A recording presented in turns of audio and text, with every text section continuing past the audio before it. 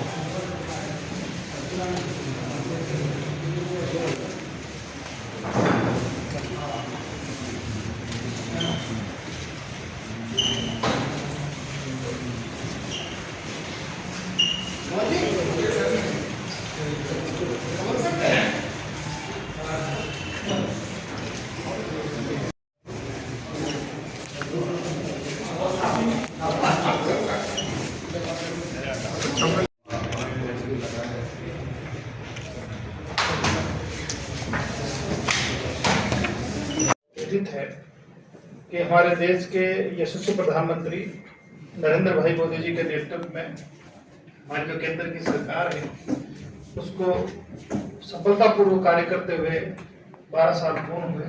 और इसी के उपलक्ष्य में आज मैं धौलपुर जिला कलेक्ट्रेट में जो हमारी केंद्र सरकार की उपलब्धियां हैं उसके बारे में आपसे बातचीत करने आया हूँ, प्रेस ब्रीफिंग करने आया हूँ। तो आप सभी को पता है कि हमारे देश के यशस्वी प्रधानमंत्री नरेंद्र भाई मोदी जी आज दुनिया के सबसे पॉपुलर लीडर्स में से एक है। ये हमारे देश के लिए गर्व और सम्मान की बात है।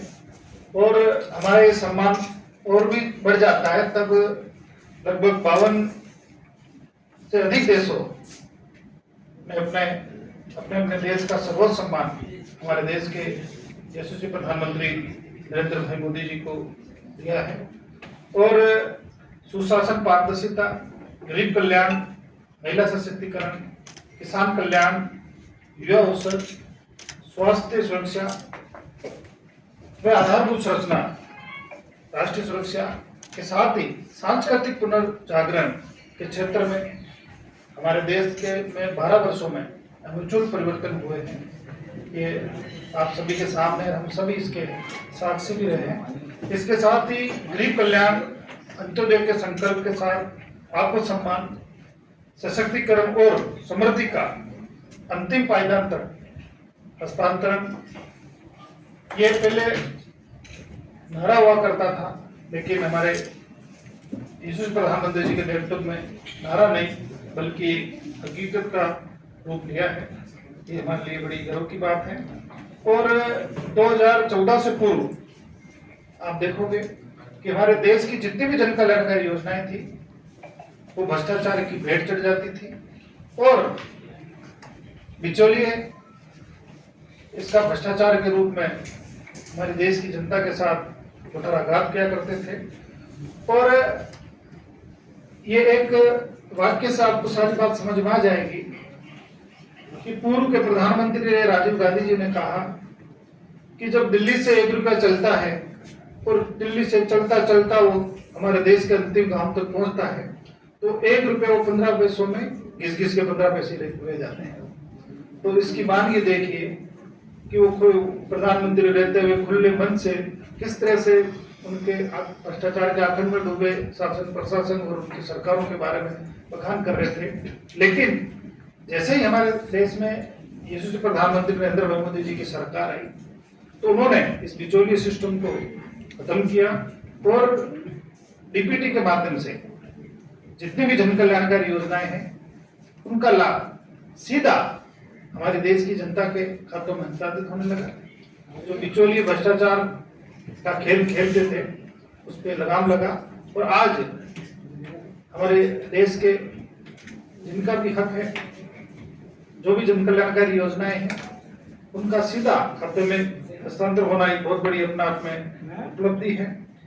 और बीच के अंदर जो चीजें होती थी उसको भी कम करने का काम किया। बहुत सारे फर्जी लाभार्थी भी इसके अंदर जुड़े हैं, उनको हटाने का भी हमारी सरकार ने काम किया। और इन सब का आकलन करें तो 4,31,000 करोड़ रुपए इस फर्जी लाभार्थियों को हटाने से हमारे देश में बचे हैं।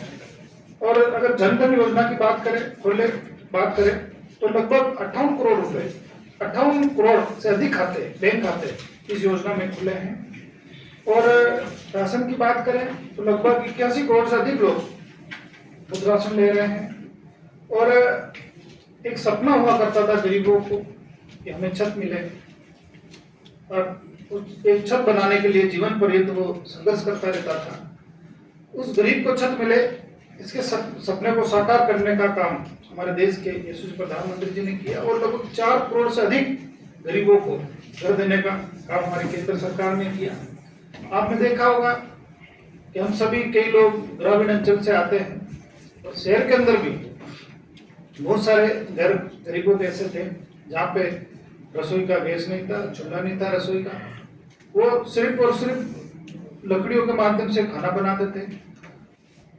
उससे कई प्रकार की बीमारियां होती थी। तो हमारे देश के यशस्वी प्रधानमंत्री जी ने 10 करोड़ से अधिक गैस कनेक्शन देने का काम किया मुफ्त के अंदर। और अगर शौचालय की बात करें तो एक जमाना था जब शौचालय संपन्नता और अमीर घरों में हुआ करता था, लेकिन हमारे देश के यशस्वी प्रधानमंत्री जी ने लाल किले से ये घोषणा करी कि हमारे देश के अंदर शौचालय सरकारी मदद से बनेंगे।